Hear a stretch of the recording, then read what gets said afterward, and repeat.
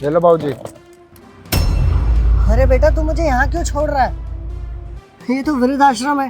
क्योंकि आज से आप हमारे साथ नहीं वृद्धाश्रम में रहोगे। पर मैं यहाँ क्यों रहूंगा?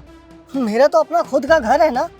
और बाबूजी ये ख्याल ना अपने दिमाग से निकाल दो, वो घर आपका था अब नहीं है, अब वो घर मेरा और सुमित का है।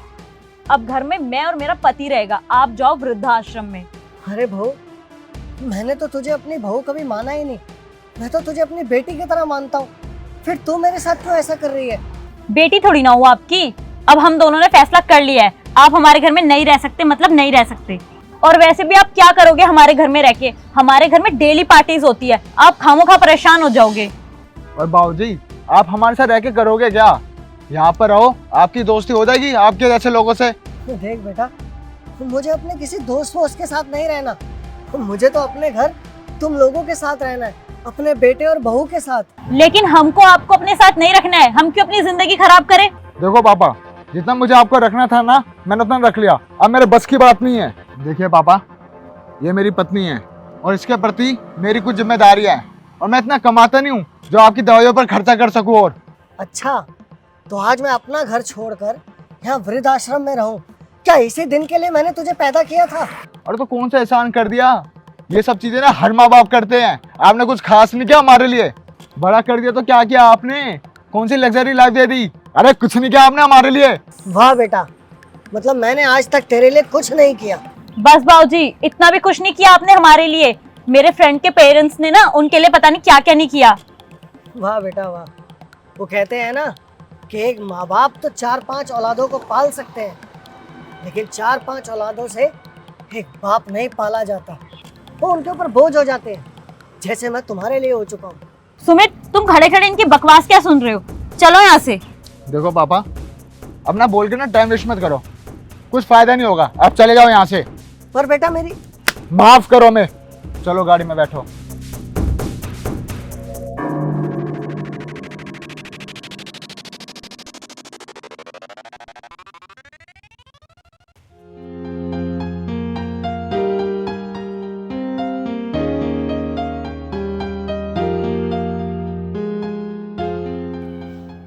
भले ही मेरे बच्चों ने मुझे घर से निकाल दिया, लेकिन मैं वृद्धाश्रम नहीं जाऊंगा। मुझे समझ नहीं आता आजकल के बच्चे अपने माँ बाप को घर से निकाल कैसे देते हैं। मैं अपनी सारी जिंदगी यहीं बिता दूंगा, लेकिन मैं वृद्धाश्रम नहीं जाऊंगा। मेरा बैग कौन ले गया? अरे मैंने यहीं तो रखा था मेरा बैग।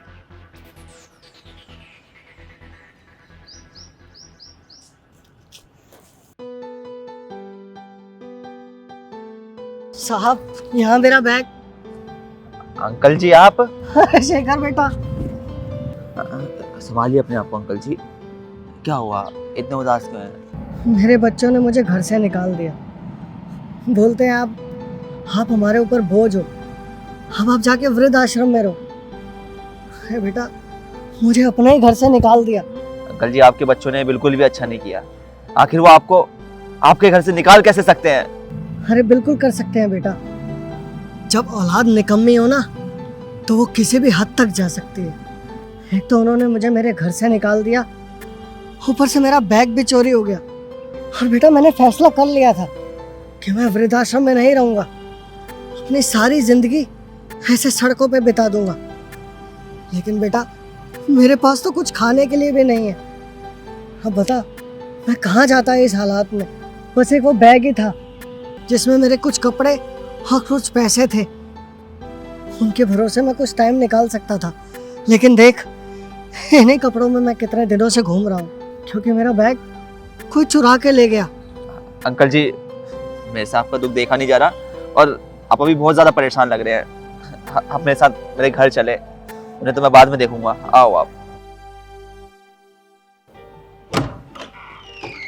आइए अंकल जी।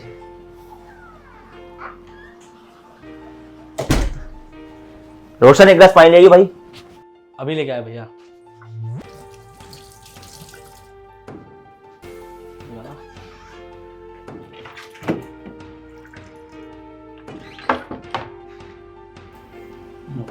अंकल जी पानी पीजिए।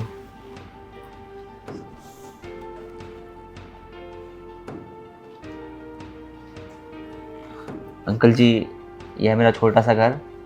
यहाँ आप निश्चिंत होकर रह सकते हैं, आपको किसी चीज़ की टेंशन लेने की कोई ज़रूरत नहीं है। अरे बेटा, मैं यहाँ नहीं रह सकता।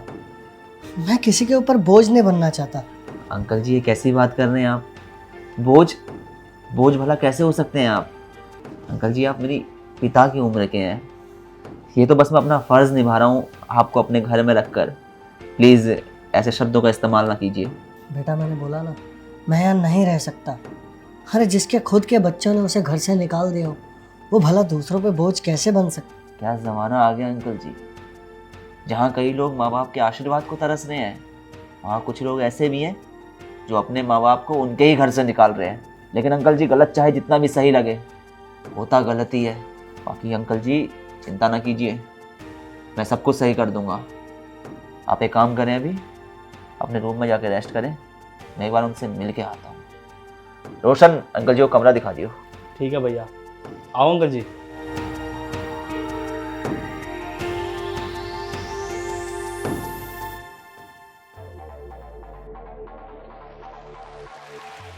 अरे भैया, आप आइए ना, बैठिए। ठीक है। और बताएं भाई साहब, कैसे हैं आप? मैं ठीक हूँ, आप बताइए। बहुत दिनों बाद दर्शन दिया आपने। हाँ, वो टाइम ही नहीं हो पा रहा था। अच्छा ये बताएं, बाबूजी गए? पापा तो तीर्थ यात्रा पे गए हैं। बहुत टाइम से जिद कर रहे थे जाने की, तो हमने भेज दिया। तीर्थ यात्रा पर गए हैं? अरे वाह, ये तो बहुत अच्छी बात है। अच्छा, मैं ये कह रहा था कि उन्होंने किराया नहीं दिया इस बार, आप किराया देते मेरे को। किराया? किस चीज़ का किराया? ये तो हमारा खुद का मकान है ना। कैसी बात कर रहे हैं आप? अंकल जी ने ये मकान 6 महीने पहले मुझे बेच दिया है।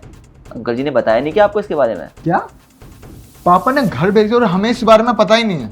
देखो, आप अपने पिताजी से बात कर लेना, लेकिन मेरे को मेरे पैसे अभी दे दीजिए, मेरे को ज़रूरत है। लेकिन जब पापा ने घर बेचा तो उन सारे पैसों को किया क्या? अरे कैसे बच्चे हो आप, आपको पता ही नहीं है कि आपके घर में चल क्या रहा है। मैंने सुना है कि अंकल जी ने एक नया मकान लिया है, इसीलिए उन्होंने घर बेचा है। देखिए, आपका पर्सनल फैमिली मैटर है, आप इसे आपस में सुलझा लीजिए। मेरे को अपने किराए से मतलब है। 2 दिन के अंदर मेरे को मेरा किराया देना। अगर किराया नहीं दोगे तो घर खाली करना पड़ेगा आप लोगों को, ठीक है?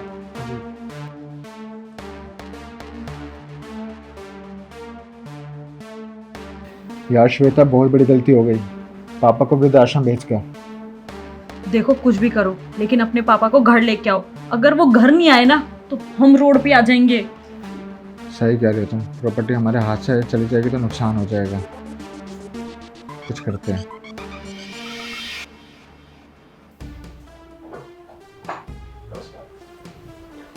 क्या हुआ सुमित, मिले बाबूजी? नहीं मिले, उन्हें हर जगह ढूंढा, पता नहीं कहाँ चले गए। पिछले 1 हफ्ते से हम बाबूजी को ढूंढ रहे हैं, कहानी मिल ही नहीं रहे। कहाँ गए होंगे?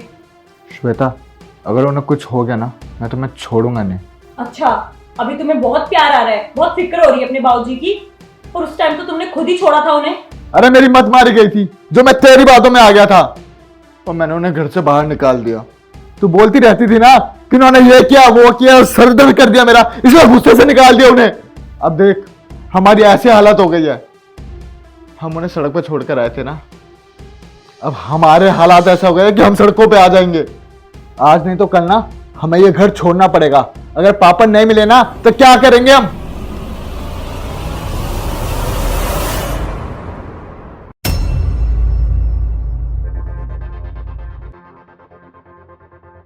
बाबूजी, आप कहाँ थे? आपको पता है मैंने आपको कहाँ कहाँ नहीं ढूंढा। हम आपसे सच में बहुत प्यार करते हैं और जब आप हमसे दूर हुए तब हमें इसकी कदर हुई। हाँ बाबूजी, आप हमारे साथ हमारे घर में रहिए ना, मैं आपकी सेवा करूंगी। सच में इनसे प्यार करते हो या फिर इनकी दौलत से? तुम्हें यहाँ बाप का मोह खींच के लाया है या फिर दौलत का मोह? बाबूजी, मैं कोई ढोंग नहीं कर रहा हूँ, मैं सच में आपसे प्यार करता हूँ। बस मुझे इस बात का बुरा लगा कि आपने बिना बताए घर भेज दिया। अरे प्यार तो मैं भी तुझसे बहुत करता हूँ, लेकिन मुझे एक बात बुरी लगी कि तूने अपने बाप को घर से क्यों निकाला। और वैसे भी ये मेरा घर है, मेरी मर्जी, चाहे मैं इसे बेचूं या किसी को फ्री में दे दूं। और वैसे भी तू होता कौन है? अरे तू तो मेरे लिए उसी दिन मर गया था जिस दिन मुझे वहाँ सड़क पे छोड़ के आया था। भाई तुम्हें एक बात बोलूँ, तुमने ज़िंदगी की सबसे बड़ी दौलत खो दी है, और वो दौलत है बाप का प्यार। बड़े किस्मत वाले होते हैं वो जिन्हें बाप का प्यार मिलता है, लेकिन बड़ा अफसोस होता है मुझे कि आप जैसे कुछ लोग होते हैं जो बाप के प्यार को समझ ही नहीं पाते हैं। एक बाप अपनी औलाद के लिए क्या कुछ नहीं करता, खुद के सुख को त्याग देता है, खुद चैन से नहीं रहता लेकिन अपनी औलाद को चैन से रखता है। ऐसे में जब उसे उसकी औलाद दुख पहुंचाती है, भला बुरा बोलती है, वृद्धाश्रम में फेंकाती है, तो उसके दिल से एक आवाज़ निकलती है और वो आवाज़ होती है कि मैंने ऐसा क्या बुरा किया था जो मेरी औलाद मेरे साथ ऐसा कर रही है। और उस वक्त चाहे वो अपनी औलाद को बद्दुआ दे या ना दे, लेकिन एक बद्दुआ औलाद के लिए ज़रूर निकलती है। वो निकलती है प्रकृति की बद्दुआ, जिससे औलाद का कभी भला हो ही नहीं सकता, क्योंकि माँ बाप की आंखों में आंसू लाके आप कभी सुख की कामना कर ही नहीं सकते। और एक बात बताऊं, ये घर तो मैंने शेखर को बेच दिया है और मैंने बहुत बड़ा घर लिया है जिसका तुम्हें कभी पता नहीं चलेगा। और वैसे भी मेरे पास तो इतना सारा पैसा है, मैं क्यों सड़कों पे भटकूं? भटकोगे तो तुम दोनों, क्योंकि तुम दोनों ने मुझे घर से बाहर निकाला था। अब मेरी बात ध्यान से सुनो, 2 दिन के अंदर ये घर खाली हो जाना चाहिए, और 2 दिन का वक्त भी सिर्फ इसलिए दे रहा हूँ क्योंकि तुम अंकल जी के बच्चे हो। और बाबूजी, बस तुम्हारे लिए यही सजा है। चलो शेखर बेटा। चलिए अंकल जी।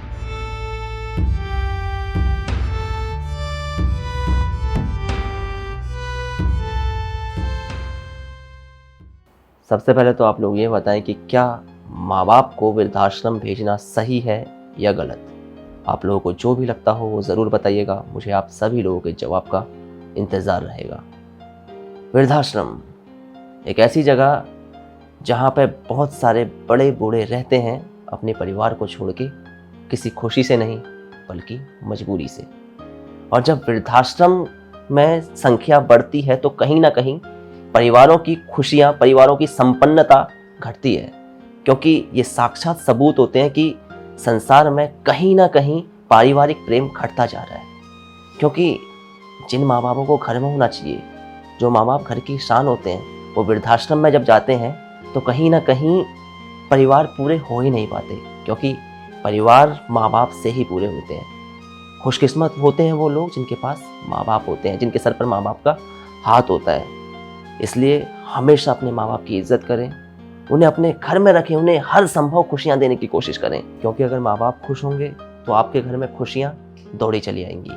वीडियो पसंद आई हो, वीडियो का मैसेज पसंद आया हो तो वीडियो को ज़्यादा से ज़्यादा लाइक करें, शेयर करें।